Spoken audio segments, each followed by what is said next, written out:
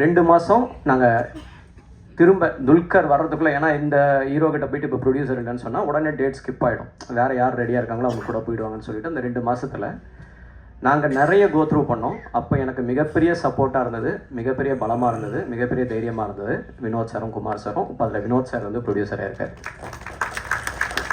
படம் ஓகே ஆனதுலேருந்து கண்ணும் கண்ணுக்குள் எடுத்தால் முடிகிற வரைக்கும் எனக்கு வந்து ஒரு பக்கபலமாக இருந்து தைரியம் சொல்லி கோபப்படுற நேரங்கள் என்னை வந்து காம் டவுன் பண்ணி டெக்னீஷியன்ஸ் எல்லாரையும் அரவணைச்சு எனக்கு வேண்டிய எல்லா விஷயம். அந்த படத்தில் வந்து இப்போ ரோல்ஸ் ராய்ஸ் வந்து நாங்கள் டெல்லிக்கு போய் ஷூட் பண்ணியிருக்கோம். அதுக்கு முக்கிய காரணம் வினோத் சார் தான். எனக்காக அப்படின்னு இல்லாமல் அந்த படத்துக்காக, அந்த படத்துடைய கண்டென்ட்டுக்காக ப்ரொடியூசர் கிட்ட ஃபைட் பண்ணக்கூடிய ஒரு ஈபியாக அந்த படத்தில் ஒரு வேலை செஞ்சார். அந்த மாதிரி அந்த படத்தையும் சக்ஸஸ்ஃபுல்லாக முடிச்சு கொடுத்தாரு. கண்ணும் கண்ணுக்குள் எடுத்தாலுடைய அந்த படம் நான் நினைத்த மாதிரி வந்ததுக்கு ஒரே காரணம் வினோத் சார் தான். அந்த படத்துக்கு அப்புறம் எனக்கு வந்து நிறைய அப்ஸ் அண்ட் டவுன்ஸ் இருந்தது. அது எல்லாத்துலேயுமே என் கூட இருந்து இப்போ வரைக்கும் நான் அடுத்து படம் பண்ணலைனாலும் தைரியமாக இருக்கேன் அப்படின்னா அதுக்கு காரணம் வந்து வினோத் சார். அந்த வினோத் சார் வந்து குடும்பஸ்தன் அப்படின்னு வந்து ஒரு படம் ப்ரொடியூஸ் பண்ணுறதா சொல்லி ஒரு ஸ்கிரிப்ட் கொடுத்தாங்க. 2 புக்கு கொடுத்தாங்க, பெரிய பெரிய புக்கு. அவ்வளோ பெரிய ஸ்கிரிப்ட் நான் பார்த்ததே இல்லை. எத்தனை பக்கம்னே தெரியாது. ஃபஸ்ட் நான் 2 படத்துக்கான ஸ்கிரிப்ட் கொடுக்குறாங்க போல நினச்சேன். இல்லை சார், இது ஃபஸ்ட் ஹாஃப், இது செகண்ட் ஹாஃப் அப்படின்னு சொன்னாங்க. ஃபஸ்ட் ஹாஃப் வந்து படித்து முடிச்சுட்டு இமீடியட்டாக செகண்ட் ஹாஃபும் படிக்கக்கூடிய அந்த இன்ட்ரெஸ்டிங் ஃபேக்டர் அந்த ஸ்கிரிப்டில் இருந்தது. செகண்ட் ஹாஃபும் படித்து முடிச்சுட்டு நான் கால் பண்ணி சொன்னேன், சார் ஸ்கிரிப்ட் சூப்பராக இருக்குது, கண்டிப்பாக பண்ணுங்கள் சார், சூப்பராக இருக்குது அப்படின்னு சொன்னேன். யார் சார் ரைட்டர் அப்படின்னா நம்ம நக்கலைட்ஸ் டீம் தான் பண்ணியிருக்காங்க அப்படின்னு சொன்னாங்க. மிஸ்டர் பிரசன்னா அண்ட் ராஜேஷ் 2 பேரும் சேர்ந்து பண்ணியிருக்காங்க இல்லைங்களா. நான் படத்தை பற்றி அதிகமாக பேசக்கூடாது, ஏன்னா ரிலீஸுக்கு முன்னாடி இந்த படம் அப்படி இப்படின்னு பேசணும்னா ரிலீஸுக்கு பிறகு அது வந்து நிறைய பேக் ஃபயர் ஆகிடும். பட் ஜென்ரலி நான் என்னுடைய கருத்து, நான் இந்த ஸ்கிரிப்ட் படிச்சுட்டு படமும் பார்த்துட்டேன். அப்படி பார்க்கும்பொழுது எனக்கு வந்து பாக்யராஜ் ரொம்ப பிடிக்கும். கிட்டத்தட்ட அவருடைய ஸ்டைலில் அதே ஊர்லேருந்து வந்திருக்காங்க இவங்க 2 பேரும். ரொம்ப நல்லா இருந்தது, சூப்பராக இருந்தது. நான் என்ன படித்தனோ அதே மாதிரி படமாக அதை சூப்பராக பண்ணியிருந்தீங்க. வாழ்த்துக்கள் ரைட்டர் அண்ட் டைரக்டர் 2 பேருக்குமே வாழ்த்துக்கள். அதே மாதிரி இது ஒரு யதார்த்தமான கதை. நம்ம குடும்பத்தில் வந்து கஷ்டப்பட்டு என்னென்னலாம் பண்ணிகிட்டு இருப்போம். ஒரு மாதம் ஓட்டுறது வந்து அது நம்ம எல்லாருமே நினைப்போம், மாதம் 30,000 இருந்தால் போதுங்க என் லைஃப் ஹாப்பியாக இருக்கும், நான் ஓட்டிடுவேன்ட்டு. ஆனால் அது நடக்காது. 50,000 வரும்போது நினைப்போம், மாதம் 50,000 இருந்தால் போதும் நம்ம லைஃப்பை ஓட்டிடுவோம், செட்டில்டா அப்படின்ட்டு. அப்பவும் நடக்காது.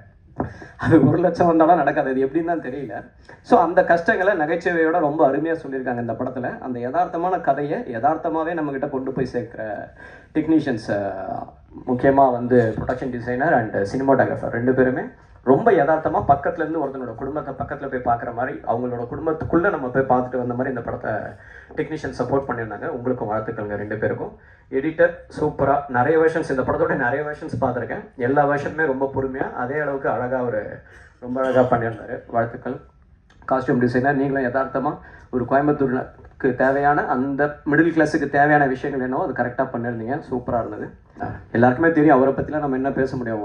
ஆரண்ய காண்டம், வஞ்சகர் உலகம், மின்னர் முரளி அப்படின்னு சொல்லி எல்லா படத்துலையுமே வந்து சூப்பராக பண்ணியிருப்பார். அவர் சொன்ன மாதிரி இந்த படத்தில் அவருக்கு வந்து ஒரு ரொம்ப டிஃப்ரெண்ட்டான ஒரு ரோல், காமெடி பண்ணியிருக்காரு ஃபஸ்ட் டைமாக. அதுவும் அதில் ஒரு இரிட்டேட் பண்ணுற சிரிப்பு ஒன்று சிரிக்கிறாரு. சூப்பராக இருந்தது. அந்த சிரிப்பு எங்கேருந்து பிடிச்சிங்கன்னு தெரியல, சூப்பராக இருந்தது. உங்களோட இன்ட்ரொடக்ஷன் சீனில் வந்து ஒருத்தங்கிட்ட உட்காந்து பேசுவீங்க, அந்த அவன் நீ பண்ணது எனக்கு தெரியும், ஆனால் இந்த டைமுக்காக நான் வெயிட் பண்ணிட்டு இருந்தேன். சூப்பராக இருந்தது, அருமையாக இருந்தது. ஓவராலாக என்டையர் ஃபிலிம் சூப்பராக பண்ணியிருந்தீங்க. அதுக்கப்புறம் சாண்டி ரொம்ப அழகாக இருந்தீங்க ஸ்க்ரீனில். உங்களோட பேர் சூப்பராக இருக்குது, சூப்பராக ஒரு middle class husband and wife மாதிரி அருமையாக இருந்தீங்க, அழகாக இருந்தீங்க ஸ்க்ரீனில் பார்க்குறது. நீங்கள் சூப்பராக ஒரு சீனில் வந்து இந்த ஒரு பெயினோட டைலாக் பேசிட்டு போகணும் காரில். எனக்கு ரொம்ப ஆச்சரியமாக இருந்தது, இவங்க எங்கே அந்த பாஸ் எடுக்கிறாங்க, எப்போ கத்துறாங்க பெயினுக்கு, எப்போ திடீர்னு டைலாக்குள்ளே வராங்கன்னு சொல்லிட்டு அது எப்படி நீங்கள் சொல்லி கொடுத்து என்ன, அது சூப்பராக இருந்த சீன், அருமையாக இருந்தது, அருமையாக பண்ணியிருந்தீங்க.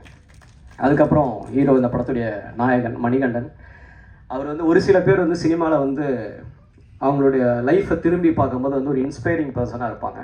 ஒரு ஹைட்டை ரீச் பண்ணியிருப்பாங்க. அவங்க எங்கேருந்து ஆரம்பித்தாங்க அப்படிங்கிற அந்த ஃபஸ்ட்டு வீடியோ எங்கேயாவது இருக்கும். அப்படி பார்த்தோம்னா அவங்க வந்து ரொம்ப இன்ஸ்பைரிங் ஒரு பர்சனாலிட்டியாக இருப்பாங்க. சூப்பர் ஸ்டார் ரஜினி சார், அவர் வந்து அந்த மாதிரி பல பேரை ஒரு இன்ஸ்பைரிங் பர்சனாலிட்டியை இங்கேருந்து ஆரம்பித்தவர் இங்கே இருக்காரா அப்படின்னு சொல்லிட்டு. அதே மாதிரி சிவகார்த்திகேயன் சார், திடீர்னு ஒரு நாள் கலக்க போகுது யாரோட கிளிப்பிங்கை பார்த்தோம்னா ஆச்சரியமாக, ஆமாம் இல்லை இன்றைக்கி அமரன் 300 கோடி பண்ணியிருக்காருல அப்படிங்கிற. அதே மாதிரி ஒரு சில வருடங்களுக்கு பிறகு நீங்கள் இருப்பீங்க சார். உங்களுடைய அந்த ஃபஸ்ட்டு வீடியோ ஏதாவது ஒன்று வரும் கலக்க போகுது அந்த மாதிரி, கண்டிப்பாக வேறு லெவலில் இருப்பீங்க அந்த இடத்துல. சூப்பராக பண்ணியிருக்கீங்க சார் இந்த படத்தில். எல்லாமே காமெடி ஆகட்டும், எமோஷன்ஸ், எவ்ரி சீன். ஒரு சீன் அந்த கையில் சாப்பாடை வச்சுட்டு ஒரு ஃபியூ செகண்ட்ஸ் அந்த வெயிட் பண்ணிவிட்டு அதை அப்படி போட்டுட்டு எழுந்தது போகிறதுக்குல சூப்பராக இருக்குது, அருமையாக பண்ணியிருக்கீங்க. ஸோ படம் நான் பார்த்துட்டேன், படம் நல்லா இருக்கு. நிச்சயமாக நல்ல விமர்சனங்கள் எழுதுங்க, நல்லா சப்போர்ட் பண்ணுங்கள் அப்படின்லாம் நான்